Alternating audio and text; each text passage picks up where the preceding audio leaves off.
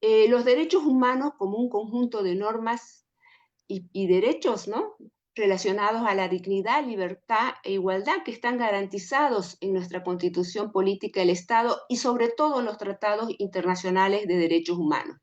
Indudablemente, los derechos ambientales se han desarrollado estos últimos 40 años de manera vigorosa porque surgen, no nos olvidemos, con todo, principalmente con la Conferencia de Estocolmo, que fue el primer hito en hablar del medio ambiente, el derecho de las personas, de los ciudadanos a gozar de un ambiente saludable. En este momento, la naturaleza, ¿no?, y tanto el medio ambiente son bienes jurídicos autónomos, susceptibles de ser protegidos por mecanismos jurídicos de defensa. En nuestro caso, en Bolivia, tenemos la acción popular, tenemos incorporados en nuestra economía jurídica los delitos ambientales, cuando es el caso, amerita, y también tenemos una serie de instituciones donde se puede denunciar, ¿no?, fundamentalmente las conductas leves o, o menores eh, que no constituyen delito. Entonces, es porque es muy importante analizar los derechos ambientales, ¿no?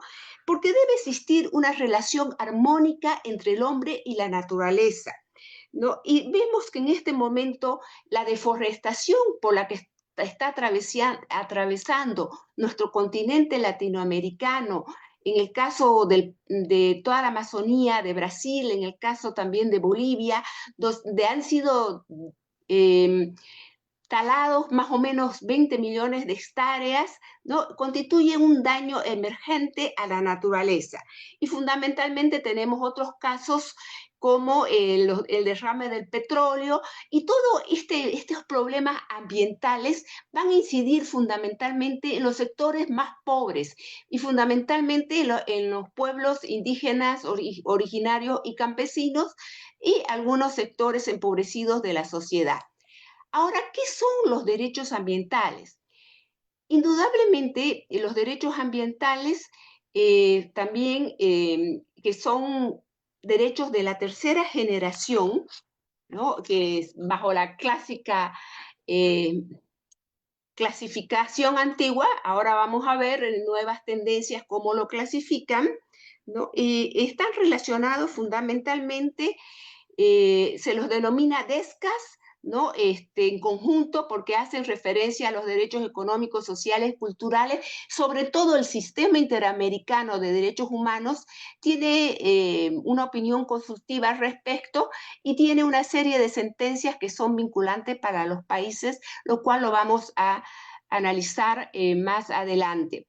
Son derechos subjetivos que buscan que las personas vivan con dignidad, eh, o sea, las personas lo tenemos inherentes, son facultades que tenemos de actuar o exigir algo.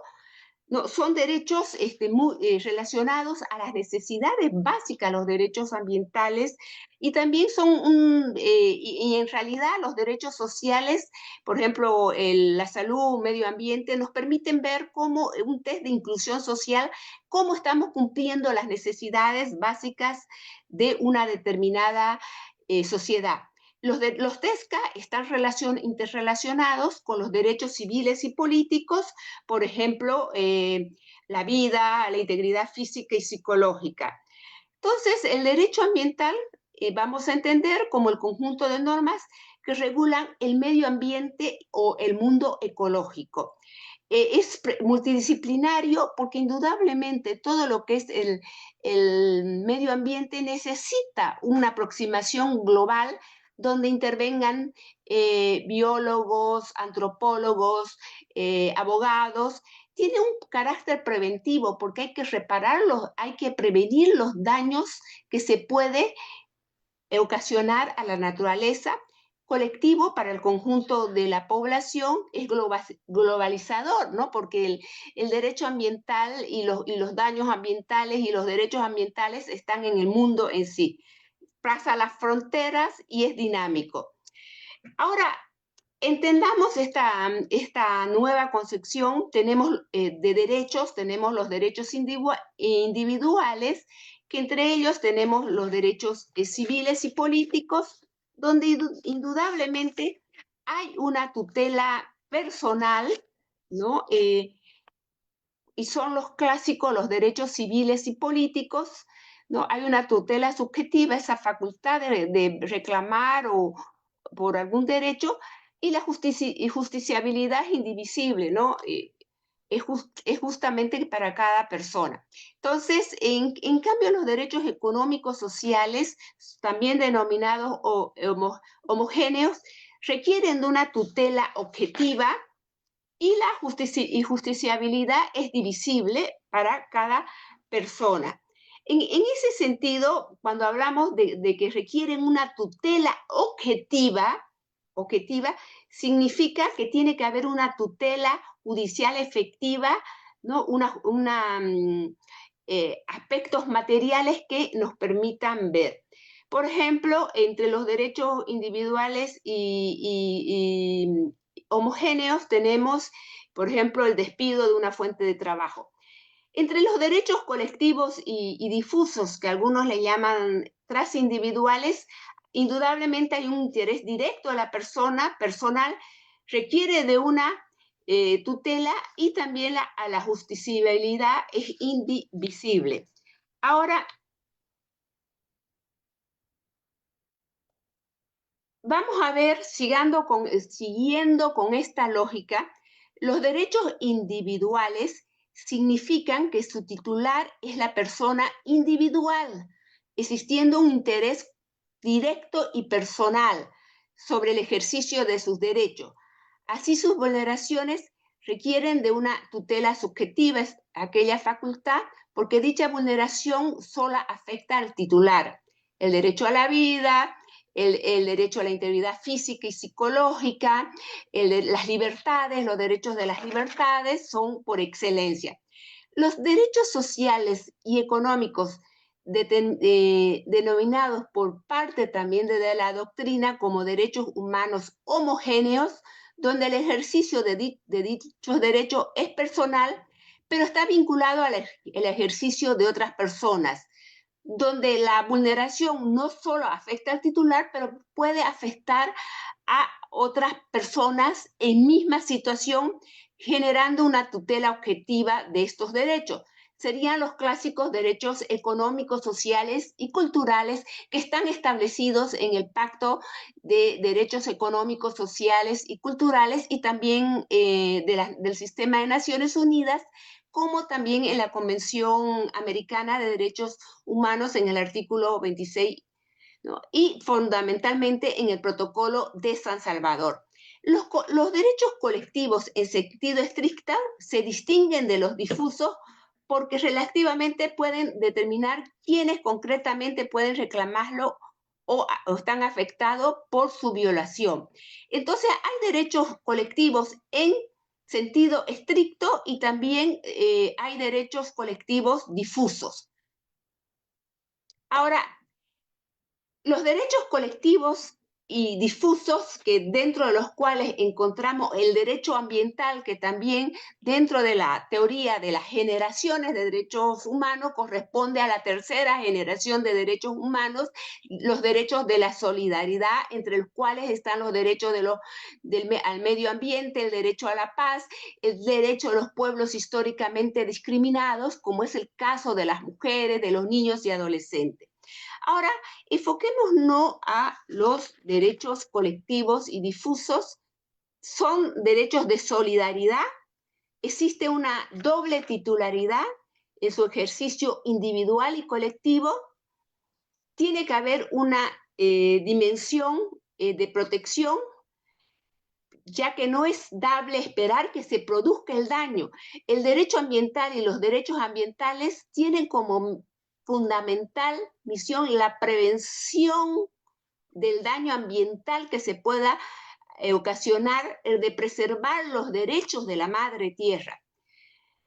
Existen nuevos mecanismos de implementación, o sea, los derechos ambientales ameritan la participación de la sociedad civil en su conjunto de diferentes instancias del gobierno, del Estado, tanto a nivel central, a nivel departamental y a nivel municipal. Son de carácter participativo, pues exigen la definición de los niveles de riesgo, permitido dentro de los cuales pueden ejercerse actividades productivas, etc. Tienen carácter de abierto, son derechos indudablemente conflictivos porque todo el problema de preservar el medio ambiente muchas veces va en contra de la libertad de mercado. Pero no hay que verlo desde esa perspectiva, hay que verlo desde una complementariedad de preservar el medio ambiente y también el desarrollo económico de las regiones. O sea, yo lo enfoco desde esa perspectiva integrador, ¿no? Que se puede haber un enfoque holístico de todo el tema de derechos humanos. Pero fundamentalmente de los derechos ambientales, que es lo que estamos viendo. Entonces, queda claro que los derechos al medio ambiente son derechos colectivos y difusos, expresados en la protección al medio ambiente, la conservación ecológica, la fauna, la flora y la preservación del patrimonio cultural, y sobre todo en el caso de los pueblos indígenas, es muy importante tener en cuenta, ¿no? Todos sus territorios y toda la cultura ancestral que guardan dichos territorios indígenas. Histórico, urbanístico, artístico, arquitectónico. Vemos que estos derechos colectivos, o como antiguamente denominados de la tercera generación o derechos de la solidaridad, están constitucionalizados en las diversas constituciones latinoamericanas y mundial. En la Argentina, en el artículo 41, es relacionado al derecho ambiental. En Panamá, en el artículo 44, que señala que las personas tienen derecho a un ambiente sano. En Grecia, en el artículo 24, la preservación del medio ambiente. Chile, el derecho a vivir en un medio ambiente saludable. También en Bolivia lo tenemos incorporado en nuestra Constitución Política del Estado en el artículo 33, pero vamos a ver que todo el diseño constitucional de la República de Bolivia hay múltiples artículos que hablan del derecho al medio ambiente, del derecho a los pueblos indígenas a conservar su hábitat, su territorio, su cultura ancestral, los derechos de la madre tierra, y también nos habla de cómo debe participar el Estado en sus diferentes estamentos, en sus diferentes regiones, el órgano central, las gobernaciones y los municipios. Ahora, ¿cuándo surgen los derechos ambientales? Los derechos ambientales son derechos que surgen fundamentalmente en la década del 70, fundamentalmente con la Declaración de Estocolmo. Esta Declaración de Estocolmo está muy relacionado a todos los principios de eliminar la pobreza y sobre todo lo que se denominaba en ese momento los países en vías de desarrollo o los países del sur. En el artículo primero señala la Declaración de Estocolmo: el hombre tiene derecho a la libertad, la igualdad y el disfrute de condiciones de vida adecuadas en un medio ambiente de calidad, tal que le permita llevar una vida digna y gozar de bienestar, y tiene la solemne obligación de mejorar el medio ambiente para las generaciones presentes y futuras.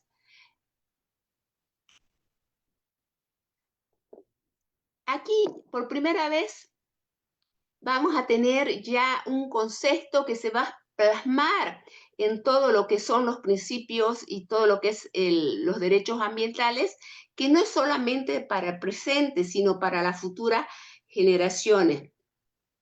También la Conferencia Nacional de Naciones Unidas sobre el Medio Ambiente en 1982 la conferencia en Río de Janeiro, su principal objetivo es que los estados deben cooperar con espíritu de solidaridad mundial para conservar, proteger y restablecer la salud y la integridad del ecosistema Tierra.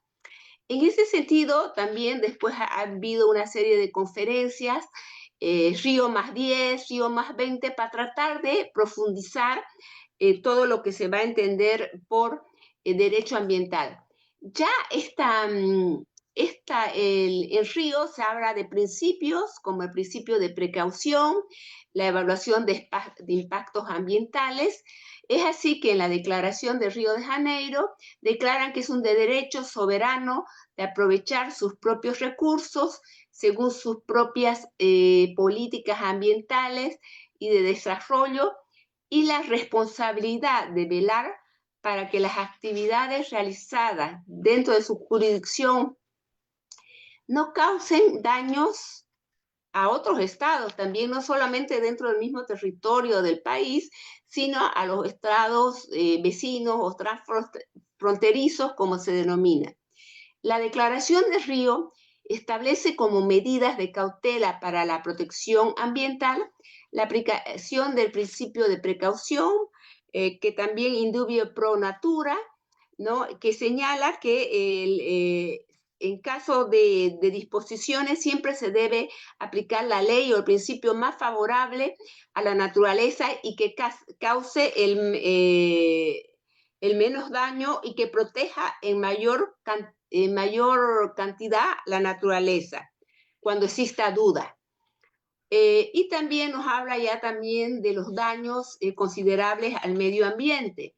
Y los daños al medio ambiente en muchas legislaciones los han tipificado como delitos, por ejemplo, el derrame de petróleo que contamina un río, y peor si el Estado no ha tomado la precaución debida. También dentro del sistema mundial, universal de Naciones Unidas, se encuentra la resolución 76-300 de 2022, ¿no? En que señala que aquí ya se reconoce a un medio ambiente limpio, saludable y sostenible como un derecho humano. Ya se incorpora el concepto en el 2022, como derecho humano, el derecho al medio ambiente. Observa que el derecho a un medio ambiente limpio, saludable y sostenible está relacionado con otros derechos y el derecho internacional vigente. Ya hemos hablado de la interdependencia de los derechos, por ejemplo, el derecho a la vida, el derecho a la salud, el derecho a la integridad física está relacionada con un derecho al medio ambiente. Vemos comúnmente que pueblos indígenas, últimamente acá en Bolivia, tienen plomo porque consumen muchos pescados que provienen en cuyos aguas están mercurio contaminante y que causa un daño a su salud. Afirma que la promoción del derecho humano a un medio ambiente saludable y sostenible requiere la plena aplicación de acuerdos multilaterales relativos al medio ambiente. Y habla mucho de la cooperación internacional, y tenemos también el acuerdo de Escazú, que también es un instrumento muy importante a nivel regional del sistema regional de derechos humanos. También la resolución 76-30 exhorta a los estados, las organizaciones internacionales, las empresas y otros interesados pertinentes a que se adopten políticas y aumenten la cooperación internacional, refuercen la creación y sigan compartiendo buenas prácticas con el fin de intensificar los esfuerzos para garantizar un medio ambiente sano, saludable, limpio y sostenible para todos, para nosotros y para las futuras generaciones. Ahora, dentro de también tenemos la Convención del Marco de Naciones Unidas sobre el Cambio Climático, que es un tema muy importante porque la deforestación que está atravesando América Latina, la contaminación de las aguas por mercurio, plomo, que también está atravesando, ¿no? Ocasionan una serie de impactos al clima y que son una de las causales que produce el daño climático, el cambio climático, ¿no? Entonces, eso es muy importante tener en cuenta cómo impacta el cambio a los sistemas naturales, el cambio climático a los sistemas naturales y humanos de todos los continentes. Entonces, esta Convención de Naciones Unidas define el cambio climático como atribuido directa o indirectamente a la actividad humana que altera la composición de la atmósfera global y que se suma a la variabilidad natural del clima observado durante periodos de tiempos comparables. Indudablemente, estos últimos 15, 20 años, los daños que se han ocasionado a la naturaleza son daños que posiblemente se ocasionaban en un periodo mucho más largo, de 80 años, 60 años, pero ahora los daños son en periodos cada vez más cortos y eso no deja de ser alarmante. Ahora, dentro del marco normativo tenemos el protocolo tenemos la Convención Americana de Derechos Humanos, pero fundamentalmente el protocolo de San Salvador, que es el protocolo en relación a los derechos económicos, sociales y culturales, en el cual se agrega el artículo 11 que toda persona tiene derecho al medio ambiente. Pero la Corte Interamericana, en su opinión consultiva, cuando un Estado le consulta la interpretación de un tratado, ¿no?, ya señaló claramente que el medio ambiente sano es un derecho autónomo fundamental para la existencia de la humanidad, de los seres vivos y de la naturaleza, o de lo que se llaman también en realidad la tierra o los recursos no renovables, ¿no?, para toda la humanidad en sí. En su opinión consultiva 2317.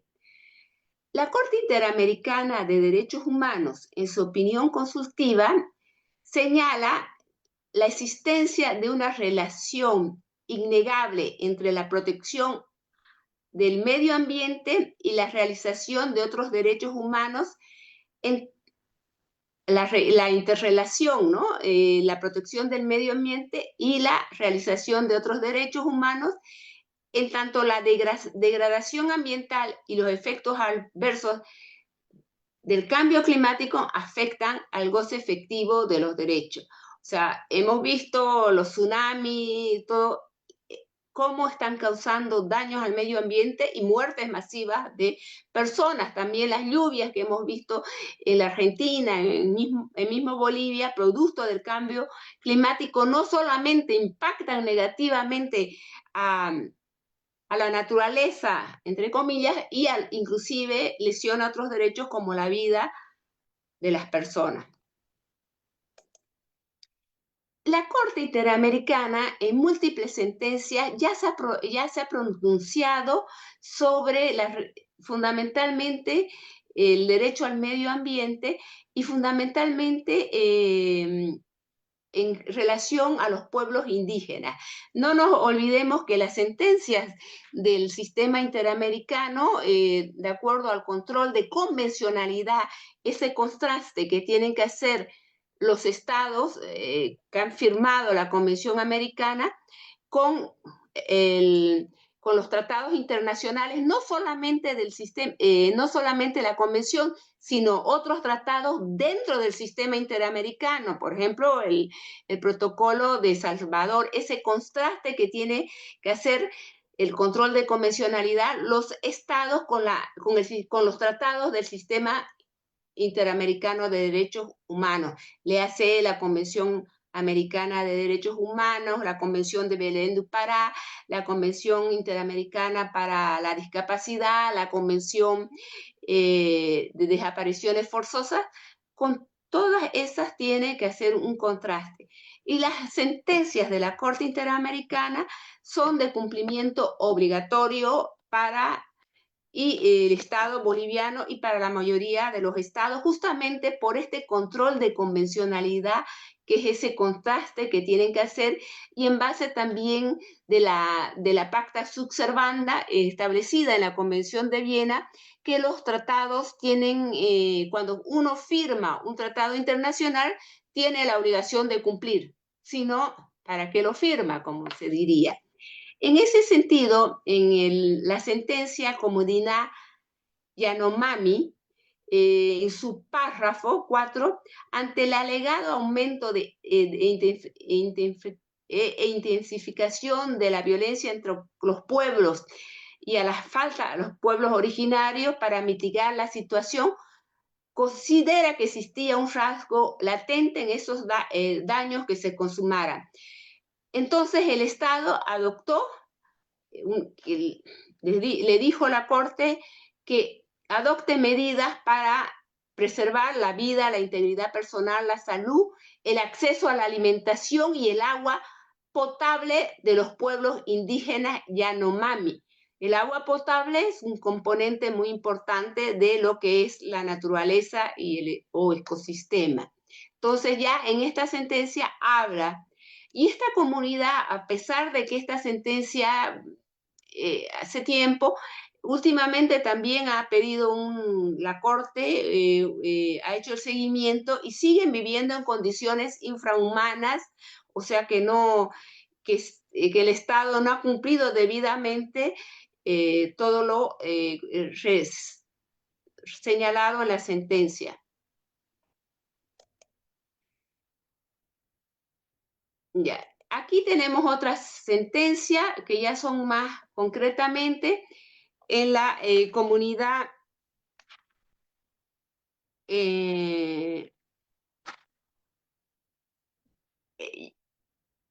Yaguasyamaxa, que es una comunidad indígena, también le señala claramente que el derecho a la vida es un derecho fundamental, ¿no? Y que es un prerequisito para el ejercicio de los otros derechos, y en su párrafo 155 debe adoptar las medidas para asegurar la protección de la salud de la comunidad Saguayamaxa, quienes han sufrido enfermedades como resultado de la falta de agua potable y alimentos adecuados, lo que ha agravado su situación de vulnerabilidad. Acá también es la falta de agua potable, producto, digamos, de la incursión del hombre muchas veces en estas zonas o áreas protegidas, y también producto mismo del cambio climático. Esta sentencia, que es más nueva, comunidades, miembros de la asociación La Cajona o Nuestra Tierra versus Argentina, en su párrafo 268 señala: el Estado tiene la obligación de garantizar el derecho a un medio ambiente sano, asegurando que las comunidades indígenas puedan acceder a los recursos naturales como el agua, sin que estos estén contaminados por actividades extractivas o industriales.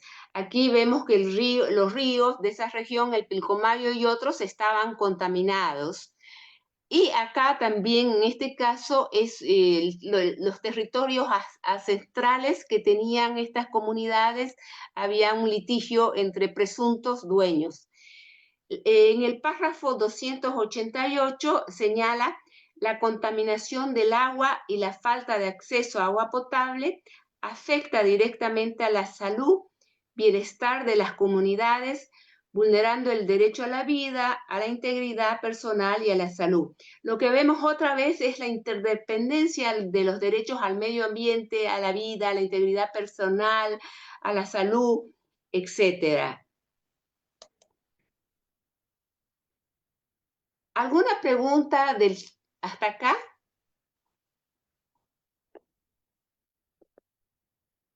A nuestros estimados y queridos diplomantes se les recuerda que querer hacer preguntas, desarrollar preguntas, pueden levantar la mano para que se les pueda conceder la palabra. Asimismo, también está habilitado las vías del chat para que se realicen distintas intervenciones.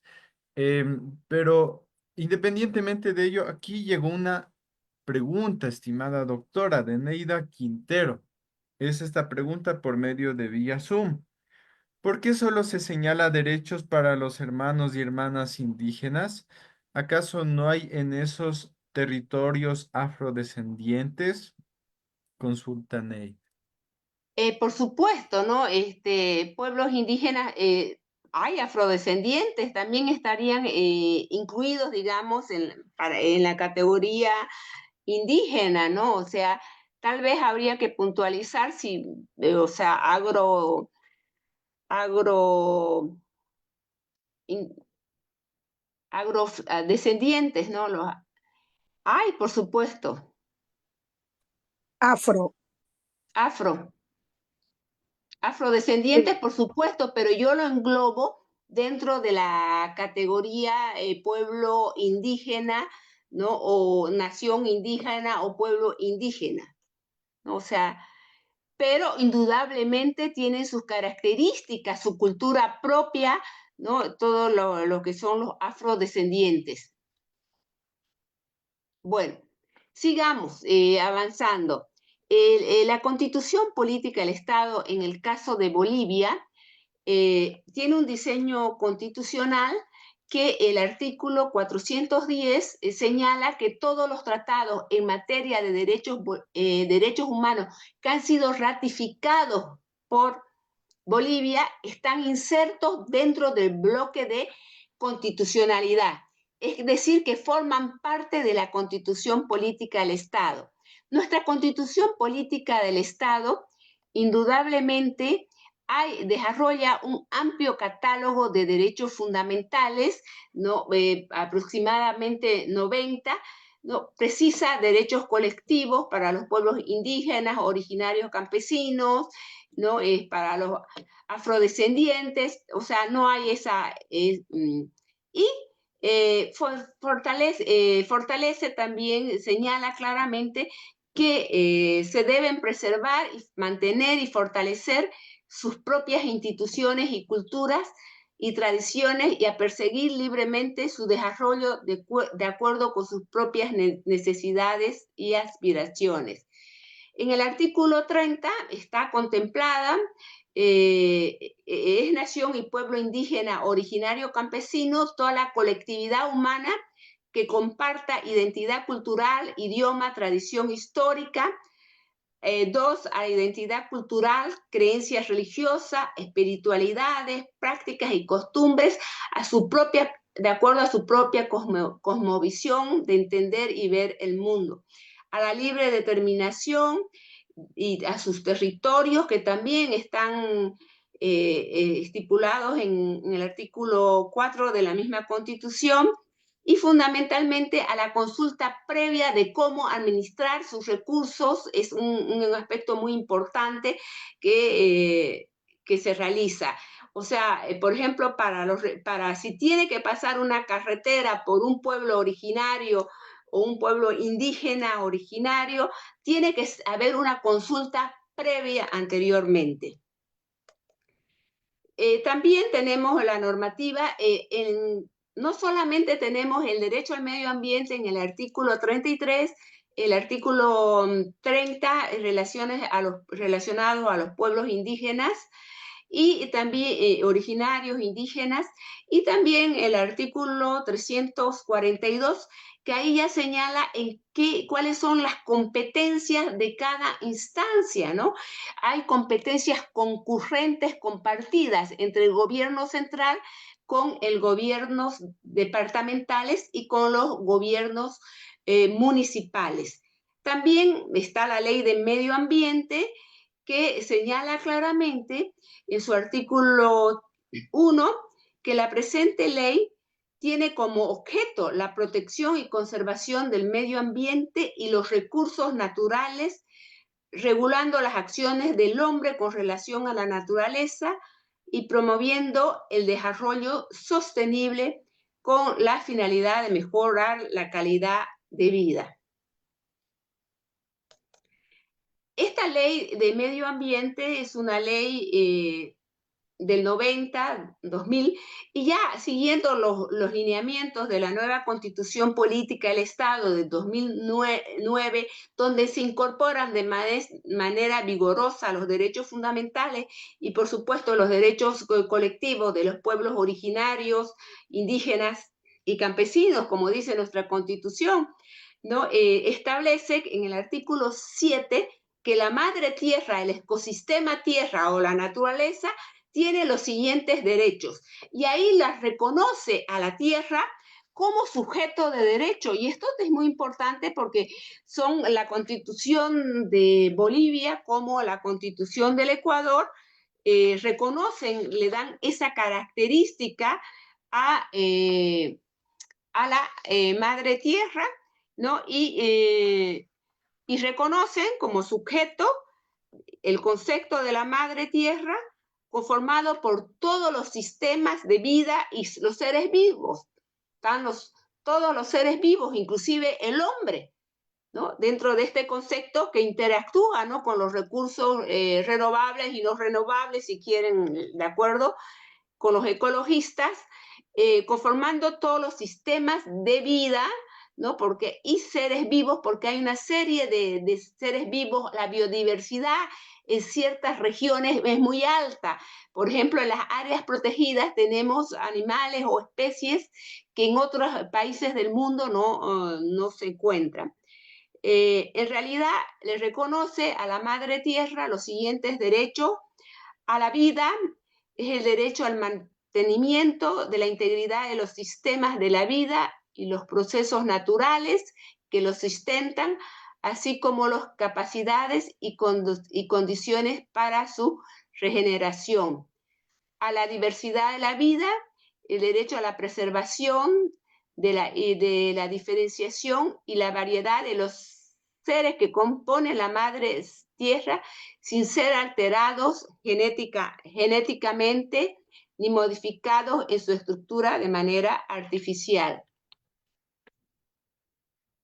También establece el derecho al agua, que como dentro del ecosistema de la madre tierra, que el agua es el derecho a la preservación de la funcionalidad de los ciclos del agua, de su existencia en la cantidad y calidad necesario para el sostenimiento de los sistemas de vida y su protección frente a la contaminación, para la reproducción de la vida de la madre tierra. La madre tierra, ahí señala claramente, se entiende como aquel sistema viviente, dinámico, formado por las comunidad indivisible de todos los sistemas de vida y los seres vivos, el concepto que venía señalando, interrelacionados, interdependientes, interconectados, que interactúan un sistema con otro, las plantas con los animales, con el ser humano, y por eso se decía que el hombre, los pueblos originarios o indígenas tenían un saber de cómo trabajar y tratar la tierra que eran complementarios y armónicos, cosa que cuando entran las grandes empresas muchas veces se ocasiona generalmente daño al sistema o a la madre tierra. También esa es la ley 71, que es una ley, que es la primera ley que hemos visto, y hay ya el marco normativo, ya acá es una ley que contiene la ley marco de la madre tierra. Esta ley ya contiene 58 artículos, la otra tenía 8, contemplaba el objeto de la ley, las definiciones de lo que se va a entender por madre tierra, los derechos de la madre tierra y los deberes para con la madre tierra de los ciudadanos. En cambio, la ley 300, que es posterior, nos va a hablar ya no solamente de estos conceptos, de estos derechos, sino también de las políticas públicas que se deben delinear para orientar los sistemas de la madre tierra. ¿Cómo va a intervenir el órgano central, el gobierno nacional, las gobernaciones y los municipios en la administración, en la conservación, en la preservación y cuando se ha producido un daño ecológico, por supuesto, en la restauración de la madre tierra? Establecer los objetivos del desarrollo integral que orientan la creación de las condiciones para transitar hacia el bien vivir, vivir en armonía y en equilibrio con la madre tierra.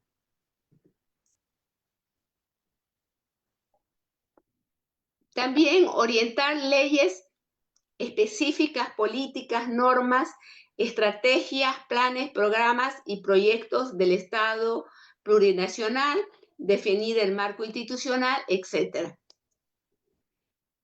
Vuelve a remarcar los derechos de la madre tierra a la vida, al agua, al aire limpio, al equilibrio, etc. Me parece muy importante, hay una serie de sentencias constitucionales emitidas por el Tribunal Constitucional referidos al medio ambiente, pero a mí me parece que voy a sintetizar un poco la más importante, la resolución fundante, la resolución 1018 del 2011, que señala que el reconocimiento de estos derechos responde a una nueva concepción del ser humano, ya no meramente individual, sino como parte de una comunidad en la que se desarrolla y desenvuelve y que por lo mismo necesita de ser protegido, pues en su preservación depende el desarrollo integral de la persona y de las futuras generaciones. Es un concepto que marca todo lo que es desde el Acuerdo de Estocolmo, que nos habla del medio ambiente y de las generaciones futuras y presentes. En ese sentido, esta nueva concepción no solo reconoce al individuo como un ser contextualizado y dependiente de su comunidad y a las colectividades como sujetos de derecho, sino también las condiciones que fundamentan y posibilitan la existencia individual y colectiva, es decir, el entorno vital del hombre, y como tales su titularidad corresponde a cada uno y a todos y a cada uno de los miembros de la comunidad. Y también la sentencia del 2014 es una sentencia muy importante, y la sentencia del pueblo, otra sentencia relevante, tenemos la sentencia 077 de 2020, que reconoce, si nos vamos al concepto de lo que hablábamos de los derechos colectivos, esta sentencia nos habla, la 077 del 2020, que son el derecho al medio ambiente, un derecho de tercera generación.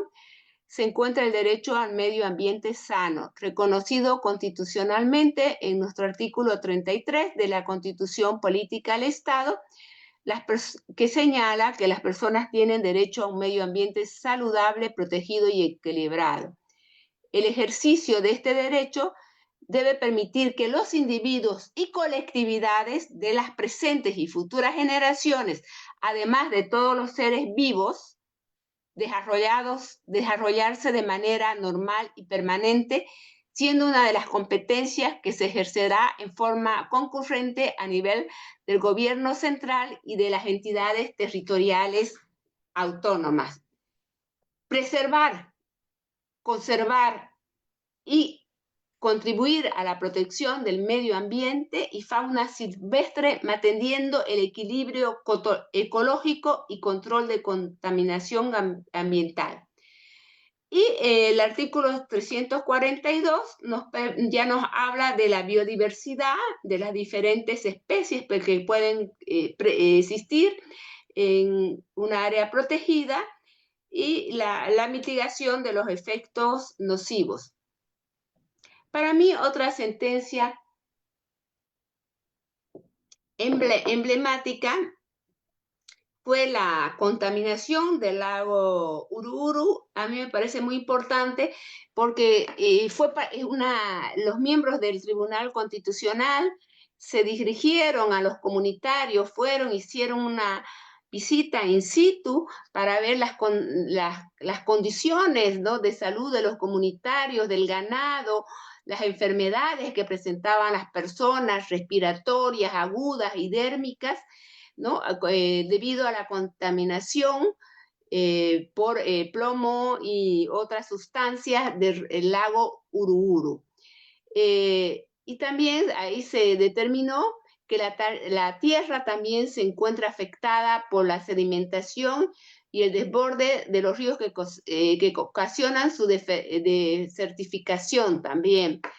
Y habló del derecho al medio ambiente que está estipulado y citando los artículos 9, 30, pueblos indígenas, 33, medio ambiente, 108, deberes de los ciudadanos, preservar el medio ambiente, y subsiguientes de la Constitución Política del Estado.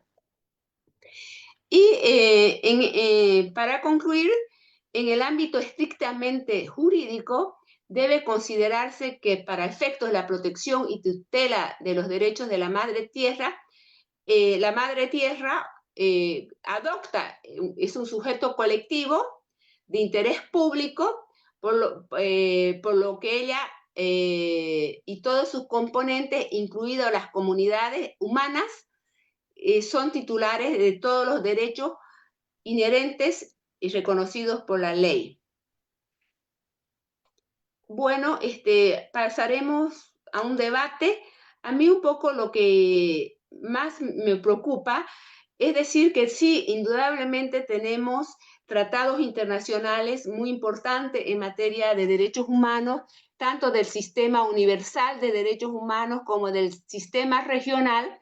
Tenemos en nuestras constituciones, en la mayoría de las constituciones latinoamericanas, europeas, se ha incorporado el derecho a un medio sano, a un medio ambiente sano, saludable, con la finalidad de preservar, restaurar el medio ambiente, preservar el medio ambiente, mejor preservar el medio ambiente para el presente, para nosotros y para las futuras generaciones.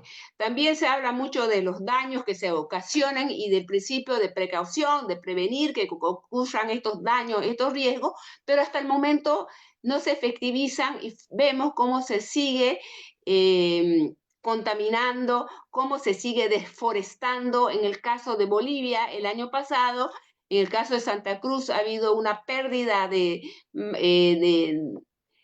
árboles que ha sido acumulado en varios años a 20 millones de áreas deforestadas, lo que ocasiona un daño irreparable al medio ambiente. Indudablemente existen medidas o acciones como la acción popular, que es una acción o un recurso efectivo que tiene sus características propias, el informalismo, que cualquier ciudadano puede presentar esta acción popular cuando hay un daño al medio ambiente. Eso es muy importante, es una acción rápida, no necesita de agotar las vías, sino se aplica directamente, y siguen habiendo dichos problemas ambientales y no se está preservando los derechos ambientales. Muchas gracias y estoy presto a colaborarlo en las preguntas.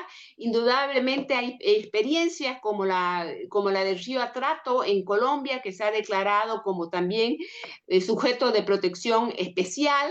También hay la mona Cecilia, creo que en la Argentina, o la chimpancé, que fue declarada sujeto de derecho no viviente, o sea, de derecho pero no humano. O sea, hay características, es una nueva rama del derecho ambiental no del derecho ambiental, de los derechos ambientales, que es diferente al derecho ambiental, de los derechos ambientales que tenemos las personas por el hecho de ser personas y la madre tierra también que coexistimos armónicamente ambos. ¿Sí?